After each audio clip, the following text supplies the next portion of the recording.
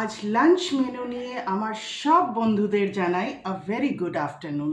আশা করি সবাই তোমরা ভালো আছো, সুস্থ আছো, আনন্দে আছো। দেরি করব না, লাঞ্চ মেনুটা দেখিয়ে দিই।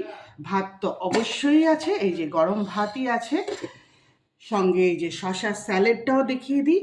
আর তারপরে যেটা দিয়ে ভাত খাওয়া হবে সেইটা তোমাদের দেখাই। এই যে ভুনা চিকেন। এই চিকেনটা একদম আমি জল দিইনি, খুব সহজ রান্না। তবে দেখতে কেমন লোভনীয় লাগছে কি লোভনীয় লাগছে না সেটা তো তোমরা আমাকে জানাবে। তোমাদের কমেন্টের অপেক্ষায় রইলাম।